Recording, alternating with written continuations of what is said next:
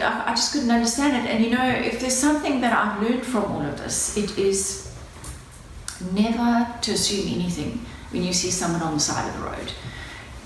You know, you have no idea what actually happened to them, how they got there, what went down before they got there. Okay, so I have two sons with juvenile onset Huntington's disease. My son Matthew is 23 years old, and he's currently at Alexandra Hospital, and he's been there he's been hospitalized for the last 6 years. And my son Christopher is 29, and he's currently living with his partner, who's more, his carer at the moment. So, how did this all happen, you might ask? I got married very young. I was 21 years old, and with all the hopes and dreams of any young person, and little did I know at the time that my husband was carrying the Huntington's gene. We decided at the time, we wanted to move to the country, and Christopher was then 5 years old. And we were going to I wanted to have another child, and I wanted to be a stay-at-home mom. That was the plan. But when we moved to the country, Mike was managing a retail outlet, a pretty responsible job, etc., etc. It was tough. I was 7 months pregnant. I was going to be a stay-at-home mom, and everything was great. And one day Mike just came home to say he'd resigned. I was like, what, really? It was like, yeah. I'm like, yeah, but what now? And like, no, this was not this, always somebody that was like, there was some vendetta against him, or this or that, but he was going to start his own business. And I wasn't working, and I was 7 months pregnant, and we had a little boy, Christopher was 6 years old or whatever, 5 years old. 5 years old, there's 6 years between them. And he then started selling boerewors rolls outside. He bought himself a skottel, and it was just like a gas frying pan, and he started selling boerewors rolls outside of the door of where he used to be a manager. It was just odd. And of course I tried to talk to him about it and say, hey, yeah, great, you start your own business, but surely you want it to be a little bit more professional. Even if you do want to do this, maybe you should just buy something that's, like a little kiosk or something. And he used to go off on a tangent, and he would get so upset and verbal, and there was shouting and swearing and throwing things, and just this complete emotional roller coaster that he used to get on. He continued to become more and more aggressive in his behavior, and I eventually decided that with two small boys that this was not the way that I wanted to raise them. The person, I looked at Mark and I saw the person that I once knew and loved, and I didn't recognize him anymore. I decided that sadly, after 10 years of marriage, that it was time for me to move on, and we got divorced. He eventually, like I say, he lost everything. He started living in a shelter. He came back down to Cape Town, and he was living at the Haven shelter for the homeless in Woodstock. And he started selling the Big Issue. I just couldn't understand what was happening to him. I remember we had many heated discussions, and I would say to him, we wanted to see the boys, and I would say to him, you know what, you sort your life out. And I had no idea what was going on with him. All I saw was this irresponsible person that had no place to stay, that was living in a shelter, at times living in a caravan, and he wanted the boys to come and do home visits. It was just crazy. I said to him, you sort out your life, and then you can see the boys. Yeah, of course this didn't happen. His family tried to help him. They tried to employ him. They tried to give him a job. He was just impossible to work with. He was aggressive and angry, and it was just impossible to work with him. Mike ended up selling the big issue on the side of the road. This is something that homeless people do to sort of, it's a scheme that they have for homeless people to rehabilitate them and get them back into society. And it's like a help hand up kind of project that they have for homeless people.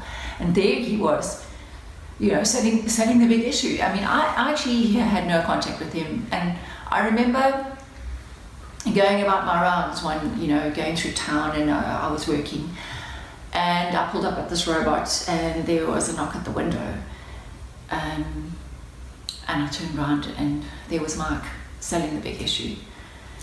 I was completely shocked. I mean, I can't tell you, what went through me. I was thinking, how on earth did this happen? I mean, what went wrong here? I mean, how is it possible that the father of my two boys could be out on the street selling the big issue? I mean, it was just incredible. I mean, how does this go wrong? He was staggering around, and I assumed that he was drunk, and I just couldn't understand it. And if there's something that I've learned from all of this, it is never to assume anything when you see someone on the side of the road. You have no idea what actually happened to them, how they got there, what went down before they got there. And we sort of see somebody and we think, they're lazy, they don't want to work, or this, or they got a drug problem, or that, or that. And I mean, we assume these things, and we just have no idea. Actually, as a result of that, I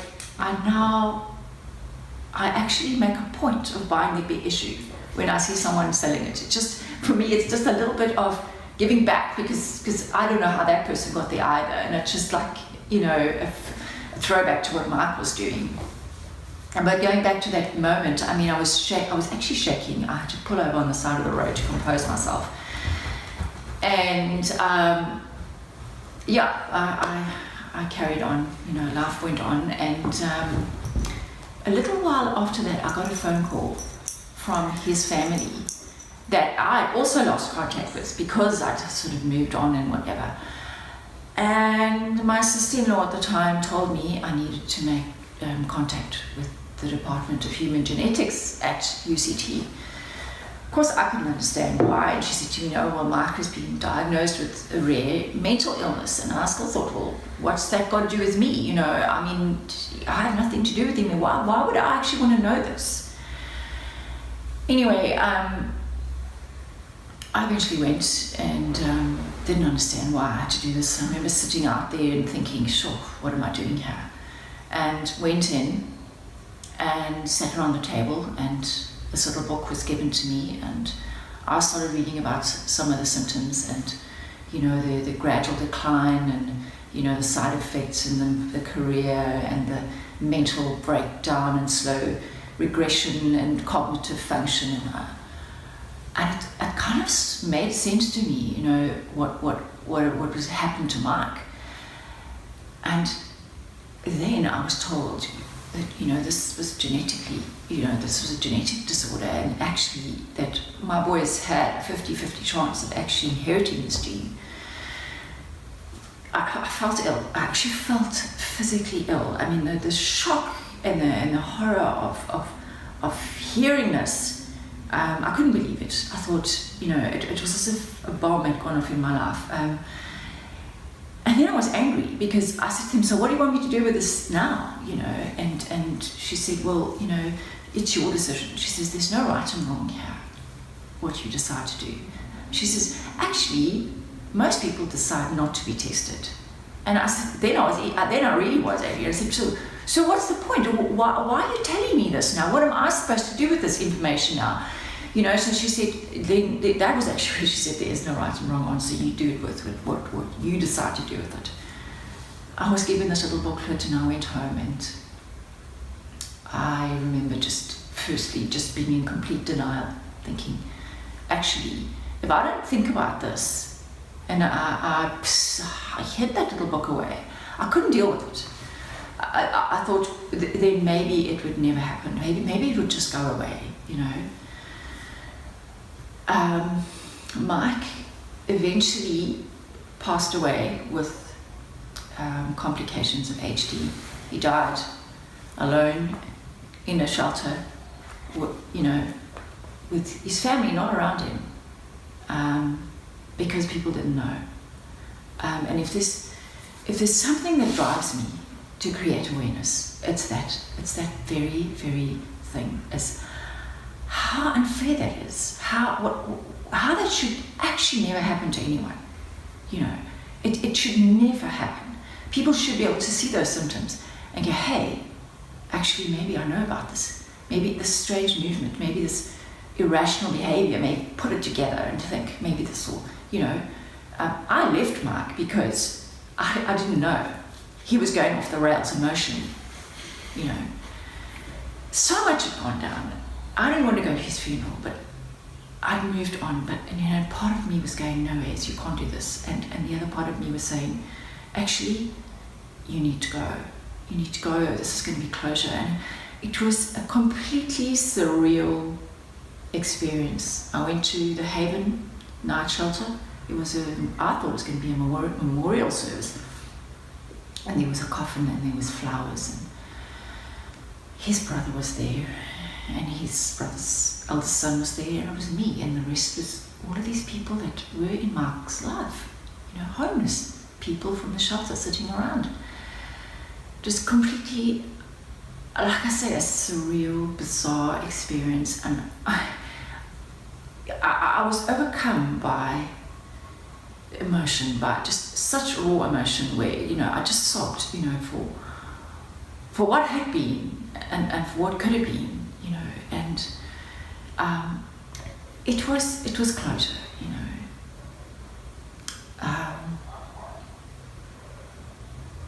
Thinking about things now, I think, you know, thinking back, it was a good thing for me to have gone. So yeah, you know, it leaves a huge hole in your heart. And you know what? You can decide. Do you want to fall into the hole? Or do you want to carry on? You know. And I decided, you know what, you make that decision. I need to carry on, I need to be strong. And you know what? I discovered actually I needed to burn. I needed to get rid of some of that stress. So I just started running. I actually always used to be a bit of a jogger. But I always liked exercising, but I joined the running club. And I discovered, gee whiz, this is great. I would go and run and get rid of the cobwebs and just burn that stress and energy. You know, there was nothing like getting the wind in your hair and going out there and coming back and just feeling like you can carry on. It really was a means of coping for me as well.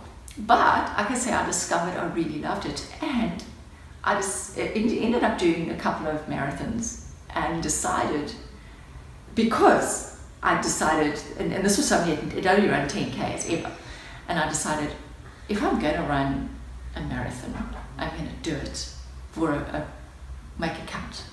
So the bug bit, and I decided to do the Two Oceans Ultra Marathon, which is 56Ks.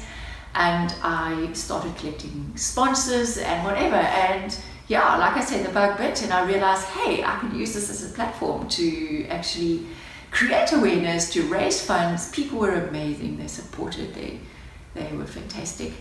And since then, you know, I've taken it along, and we've done a number of other, you know, events. And you know what, you learn to live through it, you learn to live around it, you learn to live over it, in spite of it, because of it, you just learn to live. You know, my goal is that we are working on establishing a care facility for people here. There is no such place. You know, Matthew is in an institution which is not really suitable. You know, Christopher is living at home with a carer, and there are many other families besides me that are caring for their loved ones at home, that are affected, that their lifestyle is completely taken out, they can't work. people with HD can't work. Their carers can't work because they have to care for them. They're unable to make it to earn an income. It's a huge need. And this is what drives me.